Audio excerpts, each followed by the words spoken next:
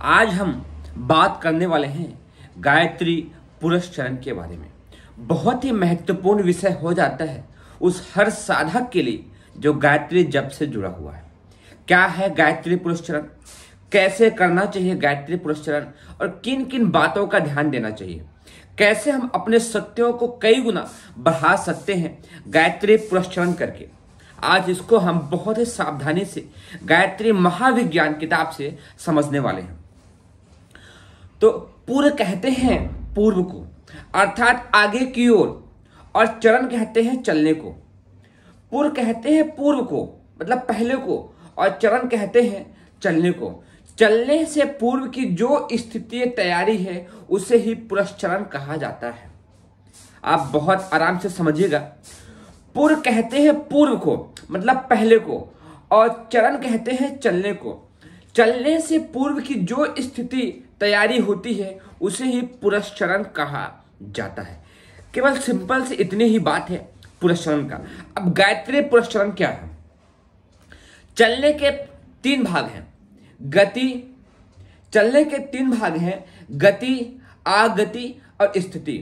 गति कहते हैं बढ़ने को, आगति कहते हैं लौटने को, और स्थिति कहते हैं ठहरने को। ये तीन तरह की गतियां मानी गई हैं। पुरस्चरण में तीनों क्रियाएं होती हैं। जब आप पुरस्चरण करेंगे गायत्री पुरस्चरण में तीनों ही क्रियाएं होंगी। कौन कौन सी? गति, आगति और स्थिति। गति मतलब बढ़ना, आगति मतलब लौटना, और स्थिति कहते हैं ठहरने को।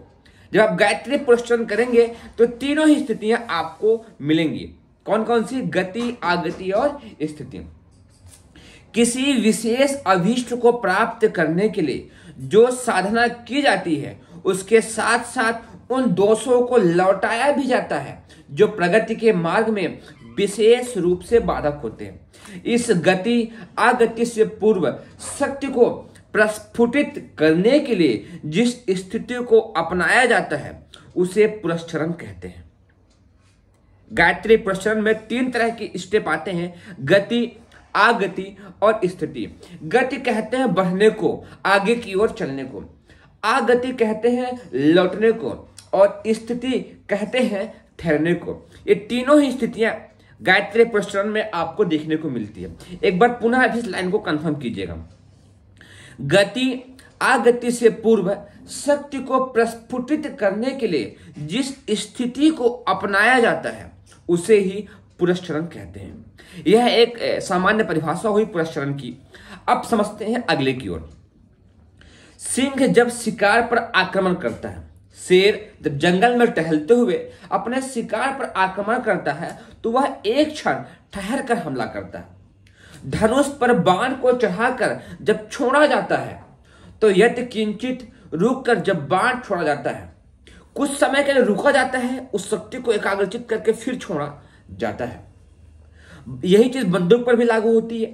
बंदूक का घोड़ा दबाने से पहले जरा सी देर शरीर को साध कर स्थित कर लिया जाता है ताकि निशाना बिल्कुल ठीक बैठे, उसी स्थान पर बैठे जहां की हम बैठाना चाहते हैं। इसी प्रकार जिस तरीके से आपने देखा सिंह का ठहरना, बंदूक की गोली का ठहरना और धनुष की बाण का ठहरना, तीनों एक ठहराव की स्थिति को लाती हैं। इसी प्रकार अभीष्ट उद्देश्य की प्राप्ति के लिए पर्याप्त मात्रा में आत्मिक बल एकत्रित करने के लिए कुछ समय आंतरिक शक्तियों को फुलाया और विकसित किया जाता है।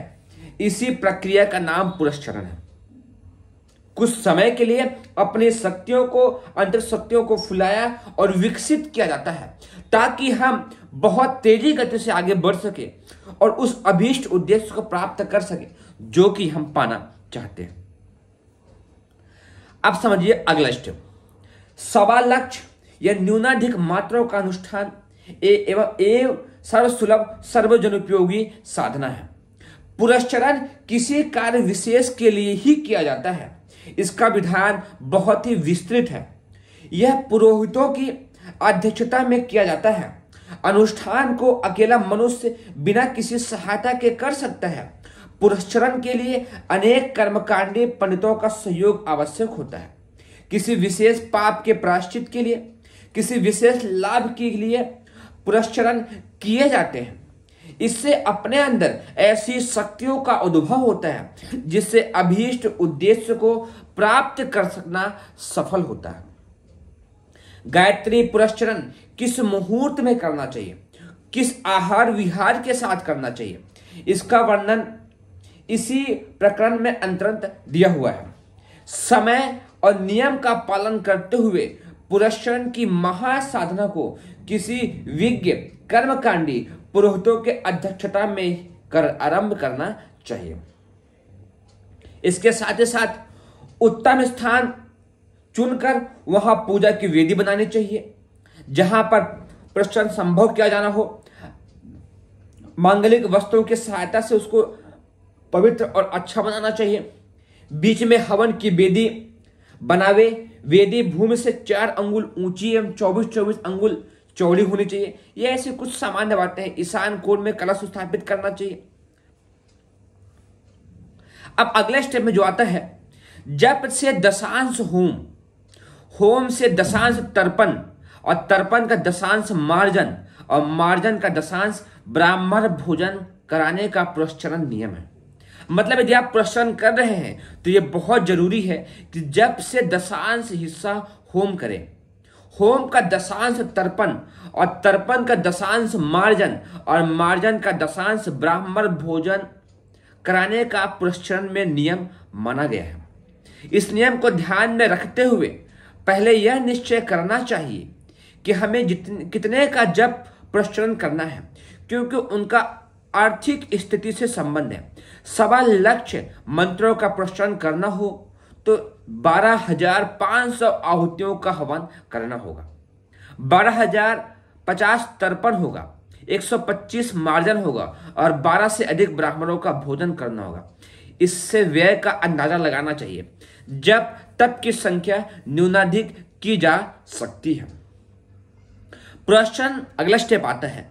पुरस्चरण का कार्य विभाजन इस प्रकार से है। पहला, नित्य कर्म स्थान का विशेष महत्व रखें। संध्या वंदन करें। गायत्री पूजन जिसके प्रधान अंग पूजा, कवच, न्यास, ध्यान एवं स्तोत्र है उसका ध्यान रखें। साप मोचन, हवन, तर्पण, मार्जन, मुद्रा, विसर्जन, ब्राह्मण भोजन, यह एक क्रम नित्य चलना चाहिए। पुरस्चरण पूरा हो जाने पर ब्रह्म भोज, प्रीति भोज, बड़ा यज्ञ, कीर्ति, प्रसाद वितरण आदि समारोह उत्सव मनाने चाहिए और मंगल कामना के साथ पूजा सामग्री को किसी शुद्ध स्थान पर विसर्जित करते हुए कार्यक्रम को समाप्त करना चाहिए। तो उम्मीद करता हूं आप लोग को इससे कुछ जानकारी मिली होगी, क्योंकि विषय बहुत गहरा है, बहुत डीप है, इसको और समझने की आवश्यकता है। तो यदि आपको और सीखना हो तो गायत्री महाविज्ञान किताब है जिस पर आपको बहुत बारीकी से इस पर वर्णन किया हुआ है। पेज नंबर है 239। इसको आप आराम से ले सकते हैं और पढ़ सकते हैं और बहुत गहरी जानकारी प्राप्त कर सकते हैं। और जो भी आपको अभी सफलता चाहिए उसकी पूर्ति के लिए आप गायत्री पुरस्चरण करके उसका पूरा लाभ ले सकते हैं।